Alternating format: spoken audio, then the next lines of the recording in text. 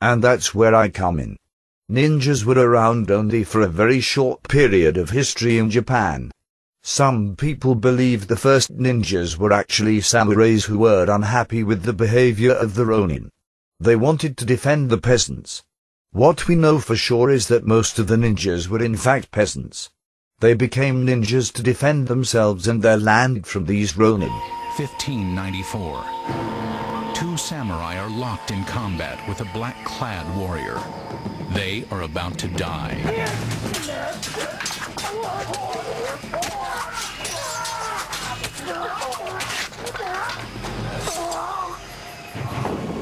500 years ago, the ninja were Japan's most fearsome warriors. Their superhuman fighting skills were legendary, but were they true? How did the ninja strike fear in so many? The ninja's motto had to be kill or be killed. Yet were seen by so few. This individual was unseeable. You just never knew who was the ninja. Now we will search for the origins of the ninja. Secret societies of any sort are probably the most difficult topic that any researcher could choose. Test their elite fighting skills. Can you imagine what's going through his mind? This person has grabbed a hold of his razor-sharp sword. And discover the secrets of their mystical powers. We're just catching up to what ninja have been doing for hundreds and hundreds of years. Demystifying the ninja. Ninjas were considered outlaws. As such, they remained secretive about their identities. It was kind of like a superhero. In their day-to-day life they lived like anyone else, just farming and going about their business. Nobody walked around introducing themselves as ninjas. They were angry at the samurai because of their treatment of the peasants. Ninjas spread rumors about themselves and their powers to strike fear into their enemies before they even fought them.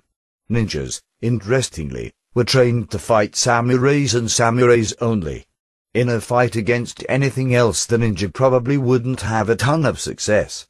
In fact, the ninjas didn't like to fight at all. They'd rather sneak in and kill you with a poisoned dart and sneak back out unseen if possible. But how did ninjutsu begin in Iga province?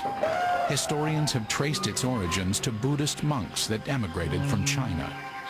China was the major source of wisdom, of learning, of knowledge for the Japanese. For centuries they revered Chinese traditions. Legend says that in the 11th century, a disillusioned Japanese samurai warrior met a Chinese mystic priest in the mountains of Igaweno. The priest asked the young man if he was ready to study a new form of combat that combined body and spirit and would allow him to move freely without being detected. It was called ninjutsu. He studied with this teacher and developed this whole different view, a whole different way of looking at conflict based on the understanding of the human being as a model of how nature operates.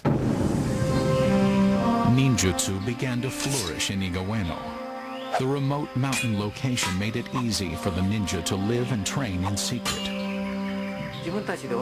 They governed here by themselves, and they needed to protect themselves from being attacked by outsiders. And they had to train their bodies. The result of training was ninjutsu. At the time, Japan was composed of many independent feudal states, and war was frequent. Local warlords would hire the ninja to spy on their rivals. I think it's important to remember how unusual these skills and powers of the ninja were for the time. This isn't normal Japanese behavior. As the ninja rose to prominence during the chaos of civil war in the late 1400s, their reputation grew. Myths began to circulate about the supernatural powers they had. The most famous was invisibility. The popular term for these ninja were the invisible warriors. You just never knew who was the ninja. Are they here? They just couldn't pin them down. Is there an explanation for this mystical skill? Maybe there's a night raid by a disgruntled warlord who wants to wipe out the ninja who've been causing him trouble. So he mounts a surprise attack on the house.